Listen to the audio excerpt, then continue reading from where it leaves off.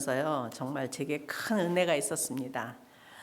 저는 오래전에 요한복음을 가르쳤었거든요. 그래서 요한복음을 다른 말씀보다 좀 많이 묵상을 할 기회가 있었는데, 오늘 말씀을 묵상했을 때는요, 그 전에 제가 볼 수 없었고 깨닫지 못했던 것을 이번에 묵상하는 가운데 제 마음에 이렇게 확 다가오는 것이 있었습니다. 이 경험을 통해서 제가 느낀 거는 하나님의 말씀은 각 사람에게 각 상황마다 다르게 역사하신다는 것을 또 느끼게 되었어요. 왜냐하면 동일한 본문, 동일한 설교 말씀을 들어도 모든 사람이 똑같이 느끼고 깨닫는 게 아니라는 걸 우리는 많이 경험하고 있잖아요.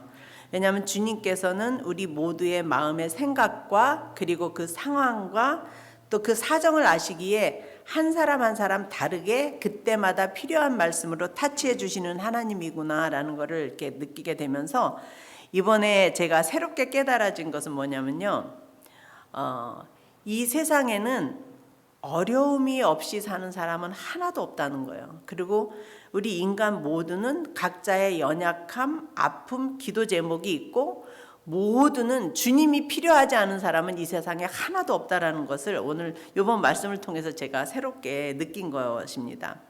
왕의 신하는요, 어찌 보면 남들이 보기에는 부족할 것이 없는 많은 것을 소유한 사람이었을지도 몰라요.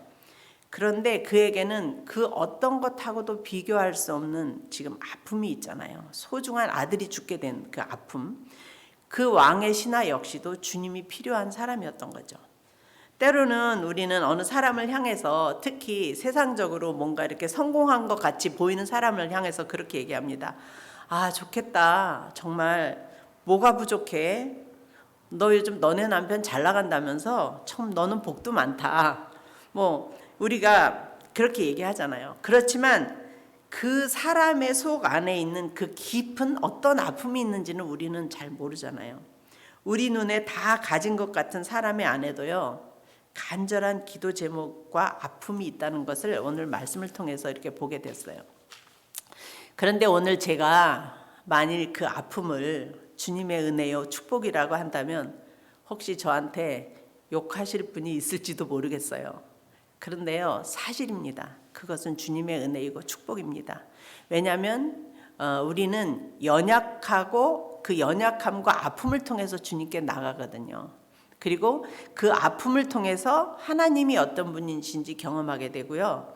그 주님의 사랑이 얼마나 엄청난 것인지, 그리고 내가 얼마나 연약한 존재인지를 깨닫게 되거든요. 나를 지으신 하나님을, 창조주를 안다는 것과 내가 누구인지를 안다는 거는요, 정말 엄청난 거예요. 소크라테스는 그 일생 동안 한 얘기가 그거잖아요. 네 자신을 알라. 나를 아는 게 얼마나 중요하면 그렇게 얘기했겠어요. 정말 이것은 세상의 지식이나 공부 잘해서 깨달아지는 게 아니에요. 명예나 돈으로 절대로 얻을 수 없는 소중한 은혜라고 생각합니다. 하나님은요, 가끔 내가 도저히 포기할 수 없는 어떤 것, 내가 가장 아끼는 어떤 것을 통해서 나를 낮추시고 나로 하여금 하나님 정말 날 좀 도와주세요. I need you, 주님. 이런 간절한 고백을 하게 하시는 것 같아요. 그리고 그동안 몰랐던 그 주님의 따뜻함, 그 주님의 능력, 그리고 나의 작은 신음에도 응답하시는 나의 하나님으로 만나주시는 것 같아요. 만일 왕의 그 신하가요, 아들이 죽게 되는 그런 아픔이 없었다면 예수님을 만나기 위해서 그 먼 길을 갔을까요? 과연? 아마도 안 갔을 것 같아요. 그리고 그는 영생을 얻지도 못했을지 몰라요. 그러나 이 일로 인해서 그뿐만 아니라 그의 모든 가족이 예수님을 믿게 됐잖아요. 저는 그렇게 생각합니다. 편안해서 주님을 찾지도 않고 주님을 필요로 하지도 않고 살다가 지옥물에 떨어지는 삶보다는 정말 내 삶에 아픔이 있지만 주님과 함께하는 그 삶이 더 복된 삶이라는 거, 저는 정말 확신합니다. 그리고 혹시 지금 우리 가운데 왕의 신하처럼 이런 간절한 기도 제목이나 아픔이 있으신 분이 있다면 그것은 주님이 우리 삶 속에서 만나주시고 경험케 해주시길 원하는 그 사랑의 초청일시라는 것을 기억하시고 그 주님 앞에 간절히 나가시는 여러분이 되기를 간절히 기도합니다. 저도 지난 날을 돌아보면요, 너무나 많은 일들이 생각이 났어요. 하나가 지나가면 또 다른 아픔이 오곤 했습니다. 여러분은 제가 아무 걱정 없이 편안하기만 할 것 같아 보이시죠? 사람들이 그래요. 목사님 뭐 남편 착하지 뭐 사모님. 아니에요. 그렇지 않아요. 제게도 너무나 많은 고비들이 있었고요. 기도 제목이 있었고 또 그것을 다 말하자면 몇 시간으로도 부족할 것 같아요. 그런데 돌이켜보면요, 그 순간에 제가 가장 절실하게 간절하게 때로는 3일씩 금식을 하면서 희생의 기도를 했었고요. 그 기도를 통해서 많은 응답도 경험했고 주님이 어떠한 분이신지를 경험하게 됐고 저의 믿음과 제 성품이 변하게 된 것을 보게 됐습니다. 목사님이 예전에 풀타임으로 일하면서 거의 풀타임 사역을 하면서 밤에는 풀타임으로 신학교를 다녔어요. 이렇게 힘들게 공부해서 졸업하고 안수를 받았는데 갑자기 어느 날 2, 3주 안에 10파운드가 빠지면서 힘이 없어 보여서 검사를 한 결과 갑상선에 큰 혹과 좀 작은 혹 2개가 있다는 거예요. 저는 그때 하늘이 무너지는 줄 알았어요. 암이구나. 매일 주님께 울부짖는 기도를 드렸고요. 정말 기적적으로 그 혹은 얼마 후에 거짓말처럼 사라졌습니다. 그뿐 아닙니다. 정말 늘 자신이 나의 영적인 큰딸이라고 하면서 정말 우리를 아끼고 사랑하고 힘이 됐던 그 자매가 가정에 어려운 일이 생기면서 마음에 시험이 들고 그와 친했던 2 가정, 그래서 모두 3 가정이 모두 목자로 섬겼던 가정인데 한꺼번에 떠나면서 우리에게 대해서 헛소문까지 내는 그런 아픔도 경험했습니다. 수도 없이 내 힘으로는 해결할 수 없는 아픔을 통해서 날마다 정말 아침잠을 희생하면서 여기 교회에 나와서 주님 도와주세요. 정말 못하겠어요. 주님 살려주세요. 그렇게 울부짖고 매달리는 거 외에는 제가 할 수 있는 게 아무것도 없었던 것 같아요. 그런데 보세요. 저 이렇게 지금 건강하게 여기 서 있고 우리 GFC 아름답게 성장해 가고 있잖아요. 주님은 그런 아픔을 통해서 너는 나를 위해서 일하려 하지 말고 나와 함께 시간을 보내자. 나는 너와 사랑을 나누고 싶다. 네가 나를 알기 원한다. 그렇게 저한테 사랑을 고백하셨던 것 같아요. 정말 아픔은 영적인 축복입니다. 우리는 아픔을 통해서요, 웬만한 어려움을 이길 수 있는 힘도 생깁니다. 영적인 근육이 생기는 거죠. 어떤 사람이 그런 항해를 하면서 자꾸만 암초가 나타나니까 그렇게 기도를 했다고 해요. 주님, 저 암초 좀 안 나오게 해주세요. 그랬더니 주님이 뭐라고 응답하셨냐면 내가 저 암초를 치워줄까? 물의 수면을 높여줄까? 물의 수면을 높여주면 암초가 다 이 물 밑에 들어가기 때문에 어떠한 암초가 나도 유유히 항해를 할 수 있잖아요. 우리한테 있어서의 아픔은 우리의 영적인 물의 수면을 높여주는 그런 축복이라는 것을 저는 경험하게 됩니다. 여기서 그리고 2번째로 또 깨닫게 된 것은 뭐냐면요, 왕의 신하의 그 모습을 통해서 우리의 기도의 자세와 마음이 어떠해야 하는가를 또 깨닫게 되었습니다. 많은 분들이 기도 제목을 놓고 기도합니다. 그리고 덜어는 응답됐다고 기뻐하고 또 덜어는 기도해도 응답도 안 돼요 라고 하면서 때로는 주님을 원망하는 모습도 보게 됩니다. 그런데 오늘 왕의 신하의 모습을 통해서요, 우리의 기도가 어떤 기도였는지 한번 돌아보시는 기회가 됐으면 좋겠습니다.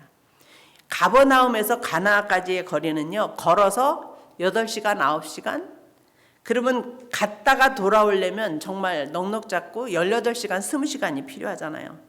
자동차가 있는 것도 아니고 길이 좋은 것도 아니고 가다가 배고프면 뭘 사 먹을 수 있는 좋은 레스토랑이 있는 것도 아니고, 근데 그 먼 길을 그 왕의 신하는 예수님의 도움을 구하러 간 거예요.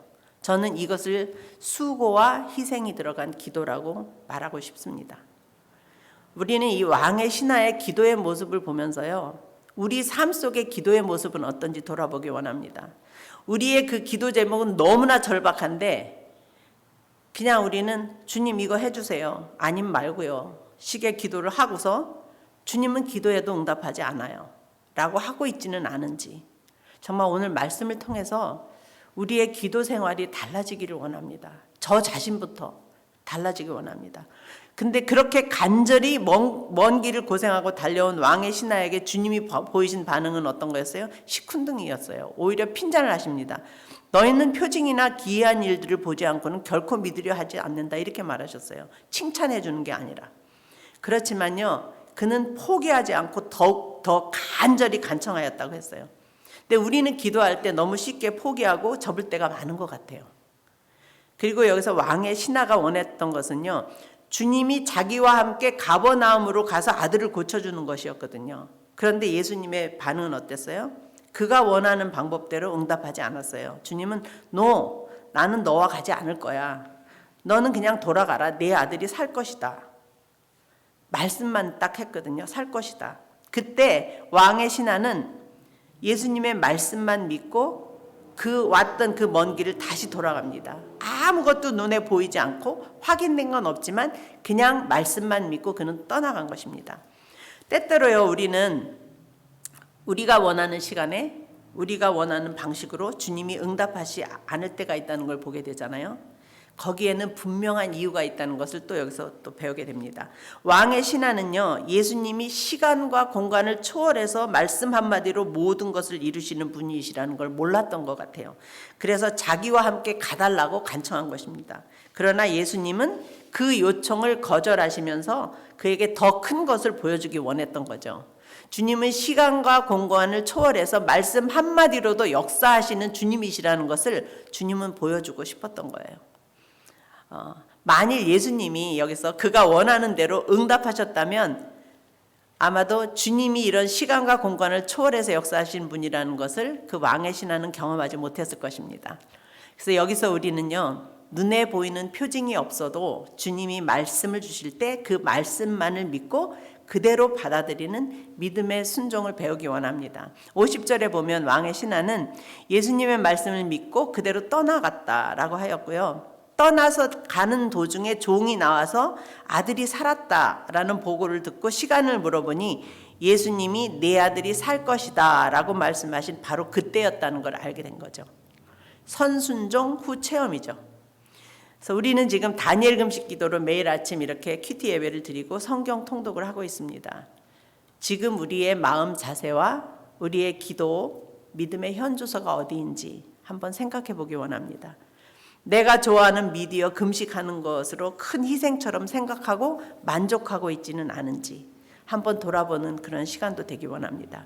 세상이 풍요로워지고 이렇게 편안해질수록 우리가 주님을 향한 우리의 열심이나 우리의 간절함, 수고, 희생은 점점 사라지는 것을 보게 돼요. 오늘 말씀을 통해서 왕의 신하의 그 수고와 간절함, 희생의 기도와 내 눈에 보이는 것이 없어도 주님의 말씀만을 믿고 행동하는 그 믿음을 회복하는 우리 모두가 되기를 간절히 기도합니다. 기도하시겠습니다. 하나님 아버지 감사합니다. 오늘 왕의 신하의 모습을 통해서 정말 다시 한번 우리의 믿음의 현주소, 우리의 기도 생활을 돌아보기 원합니다. 그리고 때로는 정말 눈에 보이는 것이 없어도 주님의 말씀만을 믿고 순종해서 그 주님이 어떠한 분이신지를 경험하는 저희가 되길 원합니다. 아픔이 우리에게 영적인 큰 축복이고 우리의 영적인 물의 수면을 높여주는 하나님의 은혜라는 것을 기억하고 아픔이 있을 때마다 주님 앞에 감사함으로 간절히 나가는 우리 모든 식구들이 되게 하여 주시옵소서. 감사드리며 예수님의 이름으로 기도합니다. 아멘.